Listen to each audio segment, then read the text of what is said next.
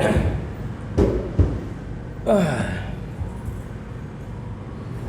yeah, welcome to another episode of Mackie Reads. Itu nama vlognya itu.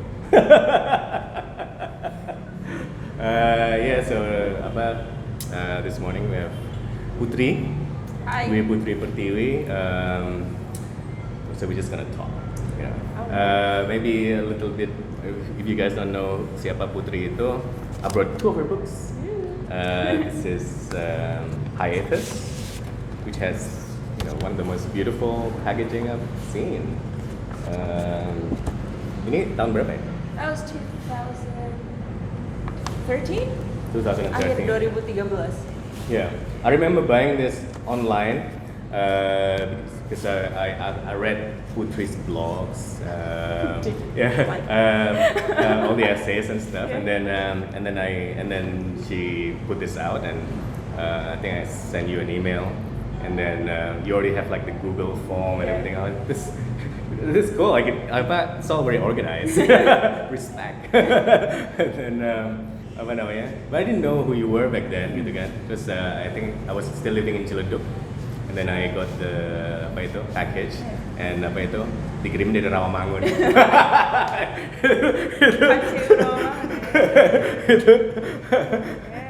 keren sih. Jaktim Pride. Terus this is her second book, Visions of Mundane Madness.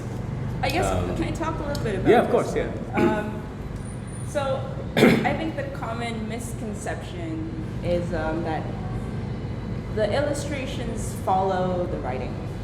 And so like I never really feel comfortable when people say, oh, this book is by Dwiputri Pertiwi, because it's with my dear friend, Andre Nirmala. She's a great designer, illustrator, now she's a fashion designer as well.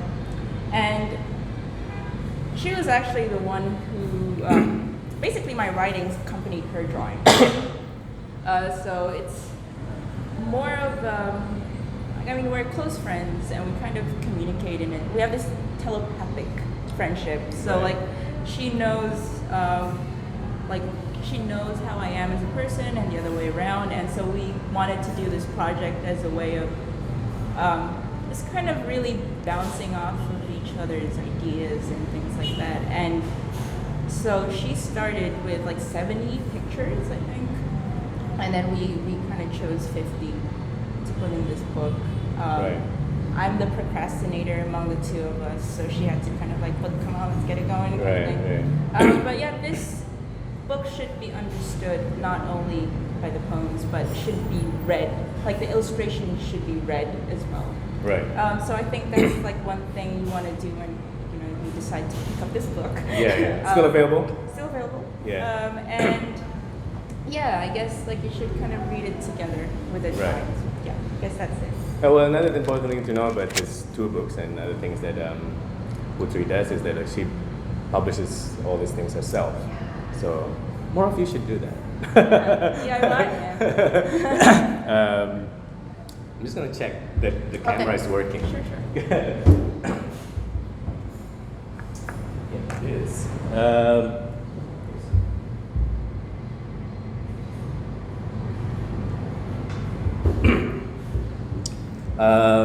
Also, you have other things. You're very productive. You do a zine called Construct with your friends. Is that still going? No. We stopped at the 18th issue. So that went on for 3 years with 3 anniversary editions. And then we wanted to revamp it actually, but people have been quite busy. Our group has been quite busy doing our own stuff, and so we're just kind of putting it on hold. Is it still available to download? Yeah, it's still the website's still there, so you can still download it. Yeah, I'm gonna put the link down there. Gue pengennya kayak udah bisa, yang langsung bisa diklik di layaran, tapi gue belum bisa bikin itu. Click on your face, click my face. And you also have SoundCloud channels, the Verses from Everywhere. Yeah, which has been unfortunately inactive for a while, but there's another project project. Word dynamics. Word dynamics. Yeah. There's an exciting project coming up. Mm-hmm. Don't want to jinx it yet, but we're making. Wing and I, my partner and I, we're making. We do that project together, and we're going to put out something maybe next year. It's in the works now. Is it like It's going to be audio. Audio. So, yeah. Okay. So. That's interesting. Keep your eyes and ears peeled. Yeah. Is it gonna be like the word dynamics stuff, or is it? It's word dynamics. Right. Under word dynamics, but we're going to be published, released by some friends who I will not tell just yet. Again, I don't want to jinx it. Yeah. I mean, I'll tell you later off cam. But but yeah, so I think that's the one that I'm currently working on. Okay, cool. Yeah, check it out. I'll give you the links as well because I've listened to them and they're cool. Yeah. And what else? Do you have any other projects? Apart from that? Writing. Well, trying to finish my third book, right. which I've been saying for like 4 years now. Going really slowly, but it's going. Is it more poetry? More poetry. Okay. More poetry and maybe angrier poetry. All right. Okay. It's like angry times. Well, we need more angry people, you know. Mungkin, I was going through your Twitter, you know, oh, no. stalking. Oh, no. But we actually we've talked, you know. We should have recorded from the beginning. Yeah. But we already talked, 30 minutes before this. But you mentioned, you did mention how like if you buy Visions of Mundane Madness, people should also read the illustrations, or not illustrations, the pictures. Yeah. Not just the words. Right. And in one of your tweet, you were saying how like the importance of reading. Yeah. But not just reading books. Yeah. But reading your surroundings and reading your everything, Yeah. And I find that very pertinent and very important sekarang ini terutama gitu kan. Because I think there's always this like thing like literasi is a buzzword now. People always say like, oh kita harus meningkatkan literasi, but sometimes I don't even understand what that means. It's always like linked to like text, but I think I guess I should explain that tweet a little bit. Yeah. I mean, it's actually one of those petua. My dad, since I was a kid, he always brought up the whole like Islamic kind of tradition. I don't know, culture. I don't know what you want to call it, but ikra, like reading. Yeah. And he always told me like you have to always read the context. Like sure, reading is good. I suppose reading books and things, but he always told me like you have to like if you want to survive in this world, you need to read the context of any situation. And I think that kind of stuck with me growing up. I'm not a very religious person, but I think that's one thing that I can take from my kind of, I guess, Muslim upbringing. And I don't know. I mean, I think even now, I'm by profession, I'm a teacher. I'm a language teacher. And one of the most important things in English teaching, which I think is not really made apparent in the whole, like dunia les bahasa Inggris or les bahasa. It's always about grammar and vocab and everything. But actually, one of the important things when you're trained to be a teacher is to give students or learners a context. Right. And I think that is important in any kind of interaction that we have with people. Like understanding like the many contexts that both of you kind of, or both or more people bring to the table. Right. And I guess that's kind of the wider explanation of that tweet that you're talking about. Yeah. But like when you look at Instagram or everywhere, like say di Jakarta sekarang gitu kan, books are being consumed in great numbers. Yeah. It seems, despite all the sort of kayak minat baca blah blah. Tapi kayak it seems like people are buying a lot of books. It's people are pirating books, which means like people are buying them. You Yeah. know. But do you think as well that like apa namanya this consumption of books apa ya, are people doing what you think should be doing with these books? I guess the first thing we should kind of talk about is the fact that you use the word consumption. Yeah. I mean, like buying books isn't the same as reading them. And it's also like posting a pretty book cover isn't the same as actually understanding what's in it. I'm not saying that people who post the book cover don't read the book. I'm not saying. But I think there is kind of that it does provide some kind of, I guess, at least on a surface level, sure, like we're trying to be more bookish culture. Yeah. But I think, first of all, I guess a few questions. Like first, you have to say, like, okay, what kind of books are people consuming? Or what kind of books are people interested in? Because I think sometimes, I don't know. At least like, I'll take it from like my, again, like from work. Like when I ask teenagers, you know, like, what do you guys like to read? You know, and most of them don't.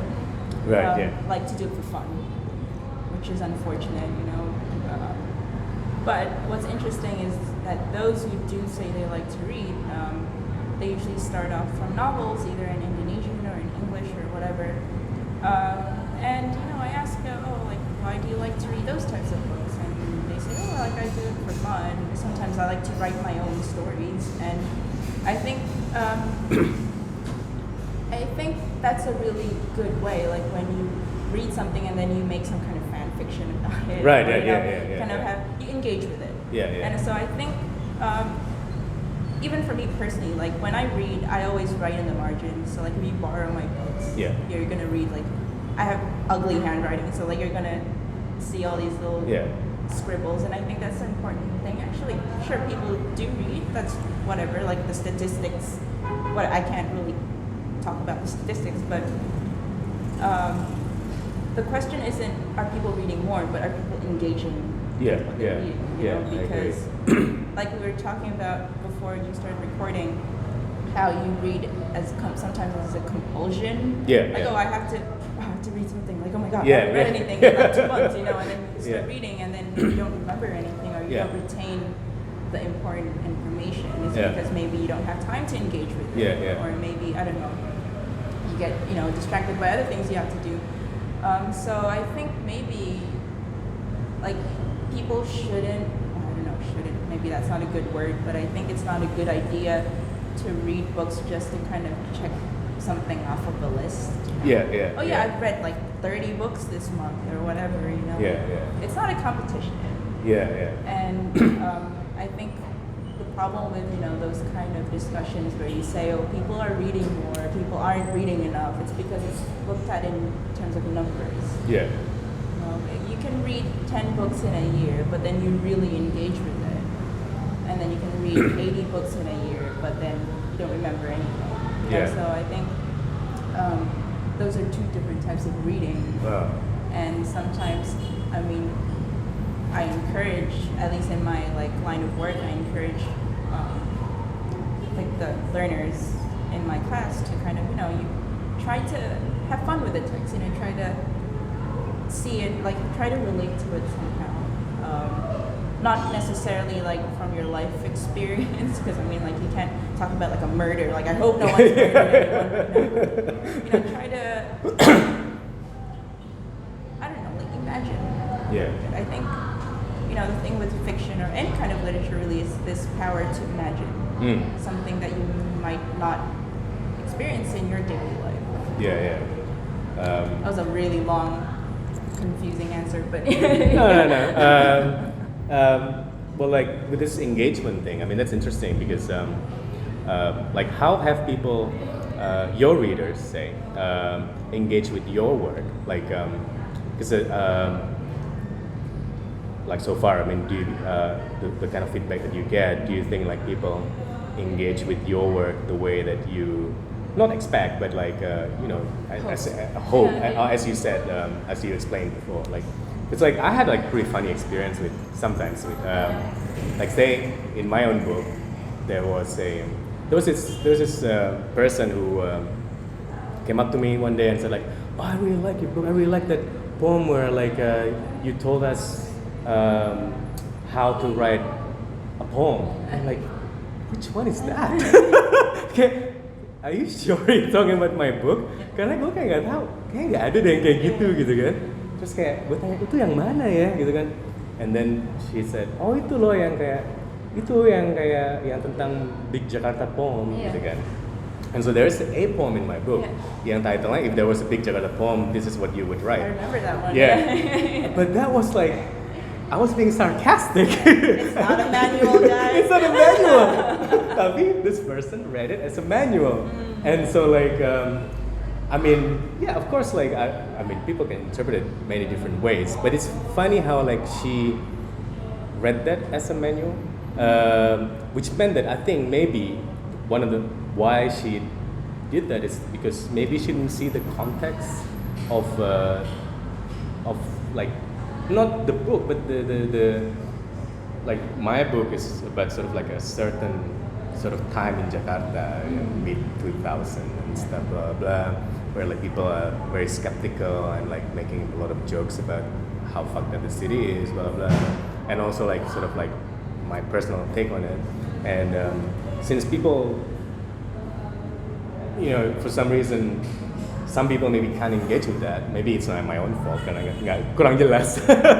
Tapi jadinya apa namanya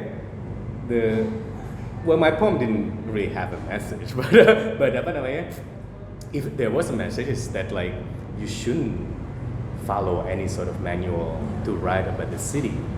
But then this reader, this one particular reader, did not get the sarcasm. Yeah, did not get the sarcasm. Did not actually just looked at it sort of kind of like apa namanya, a manual, So that's interesting. I think I kind of had a similar experience. Like, I guess you could call it a misreading.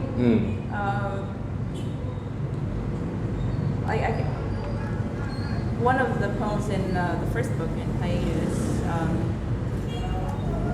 So I was basically attempting to like talk about the different kind of like not class, like as in not necessarily like doesn't have to be exclusively about like an economic class, but like talking about the different kind of layers in society in Indonesian society. And I used post-its. The Republic of Post-its. The Republic of Post-its. Yeah, it's my favorite poem in the book. One of them.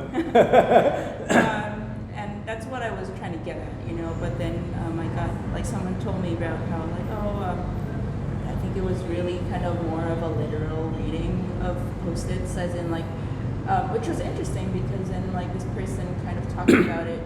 I related it to like how her workplaces, like the different types of post-its that she had to deal with, like certain types of priorities. So let's say a pink post-it means it's more important than like a blue post-it or whatever. And I thought like, that's actually really interesting. I mean, I did correct her. But I guess those things just kind of happen, right? I mean, it does. Once it's out there, then can't really do anything, I guess. And I think it's not like I don't like to defend my work in that sense,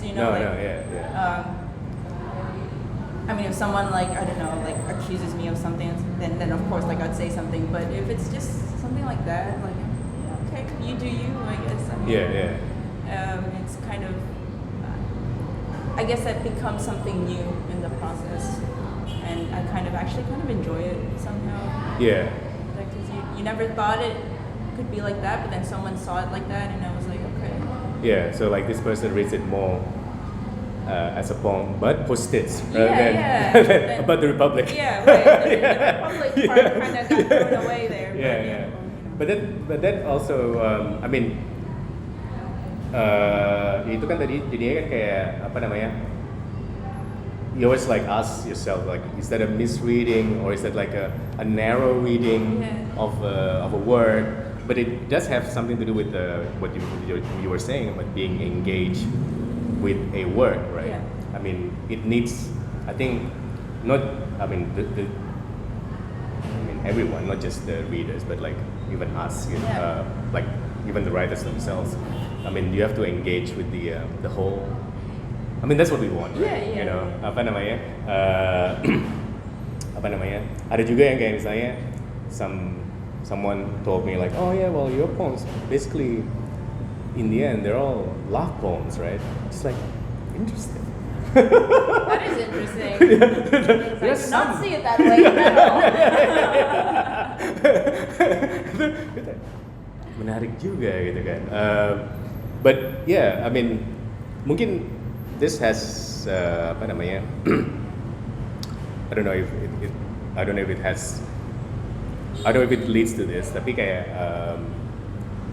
both of us like write in English, but we're in Indonesia, right? And we've talked about it before, but we always get asked, you know, why did you?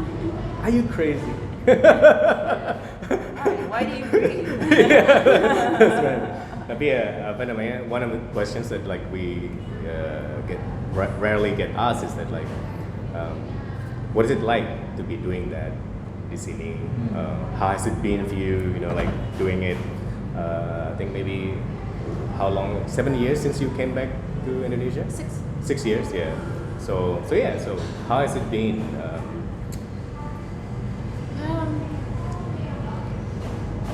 Again, I mean, like, just let's start from kind of the actual situation, like why I wrote in English. Yeah. Let's answer the why. Well, I mean, I told you before, like, I just can't write in Indonesian. That's just like as simple as it gets. Yeah. So I work with what I can do. Yeah. And I think the experience has been kind of interesting because, like, I came back to Jakarta, and then I started working at this media company that at the time exclusively posted in English. Now they've kind of, you know, posted Indonesian stuff as well for the past couple of years. But like when I joined that group, they wrote in English. This was before poetry. So the reason why I started working there was also because, there's this place that publishes things in English, and my coworkers at the time were like me, like they couldn't write in Indonesian, so we kind of had our little English, not by choice, media. And I think one thing from the writer, like from my point of view, is, I mean, it's easier for me to kind of get my points across, right? Like I get to say what I need to say. I'm not limited by whatever, like lack of vocab or whatever, lack of context. But I also realized that meant that, you know, there is a limited readership, right? Again, I'm not saying that people can't read English. That's not what I'm saying at all. But of course, let's say you want to reach 1,000 people, but then maybe you can get to maybe 700 or 600.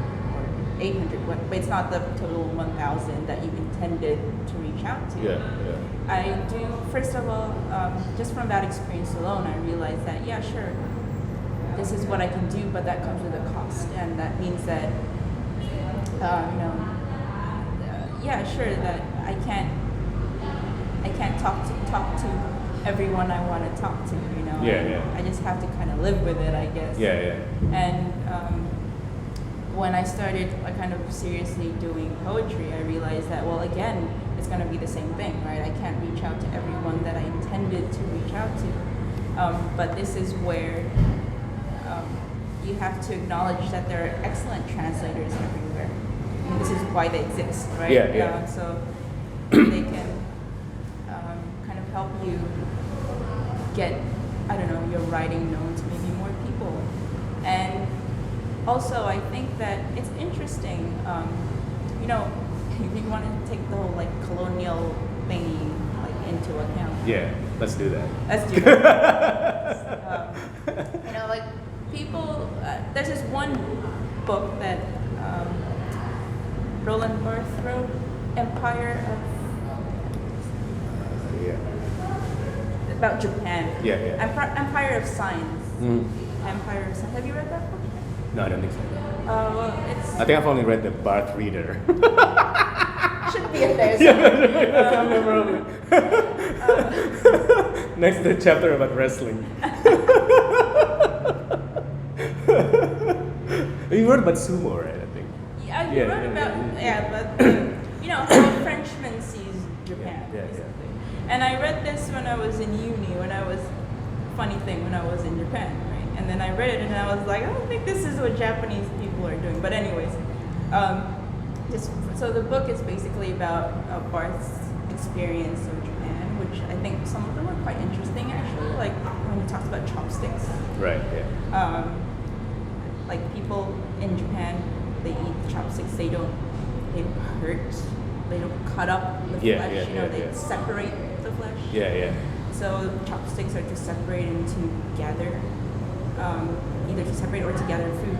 And I thought that was an interesting perspective because I don't think Japanese people that I talk to anyway, they it's just chopsticks. They eat with it.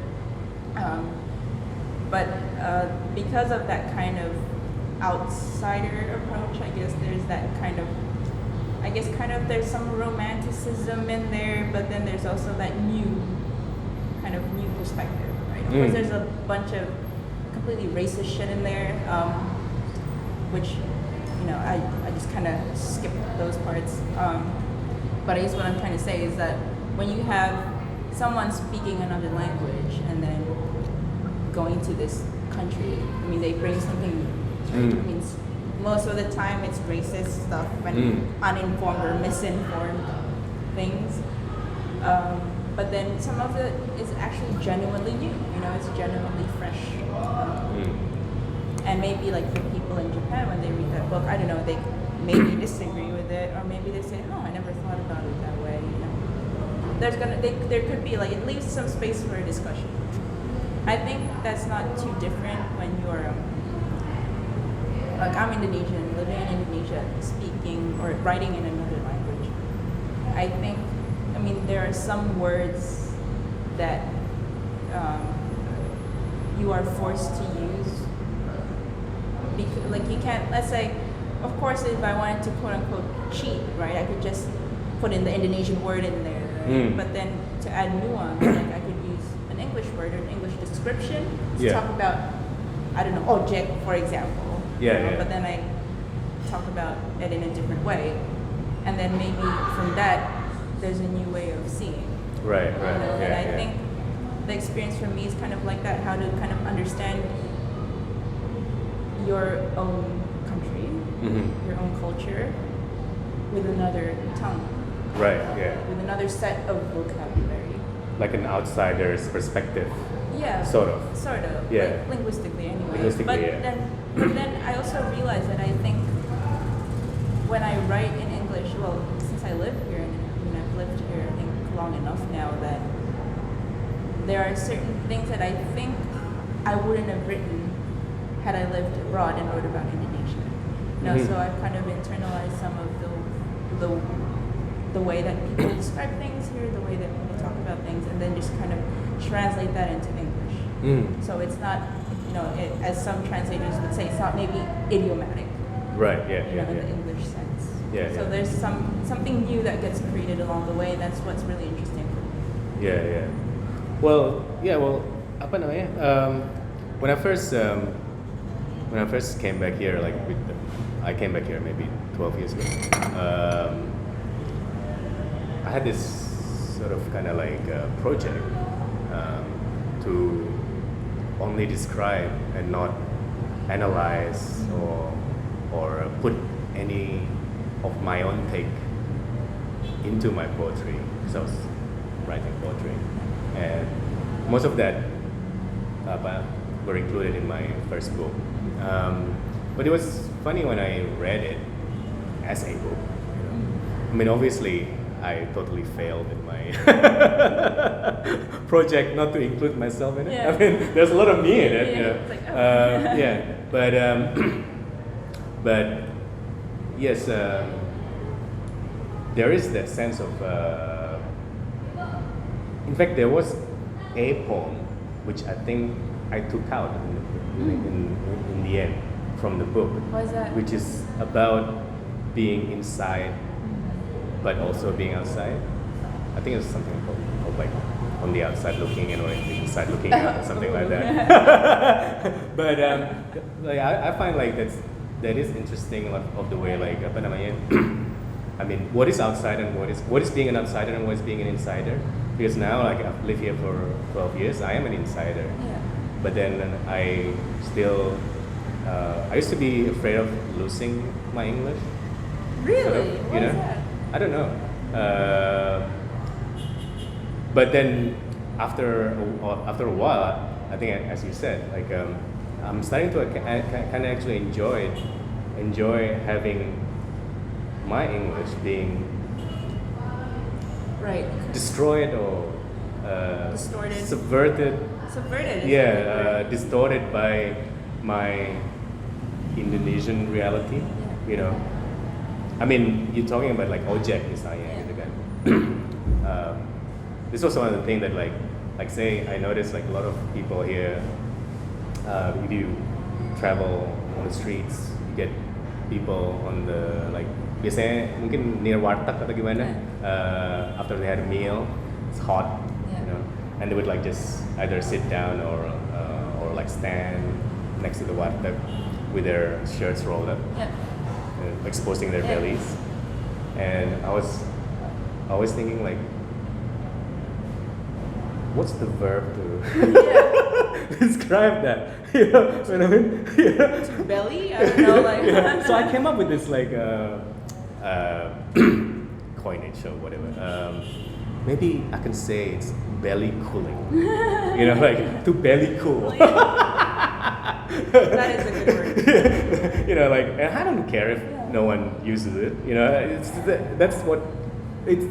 I think People get it, I I think you'd get it, right? Yeah, You know, yeah. belly cooling, and but then but like in the beginning, I was like kind of like a bit afraid or apa namanya, hesitant to like do that kind of stuff. You know, coin my own words or blah, but now I like it. Or like you know, I mean, you can always code switch, I suppose. I mean, Yeah. it depends on. I mean, it depends on what kind of like. I mean, what you're comfortable with, right? But yeah. So yeah, but you mentioned about like say Bas being an outsider and giving like a sort of like a perspective that maybe an insider maybe like thought of segala macam.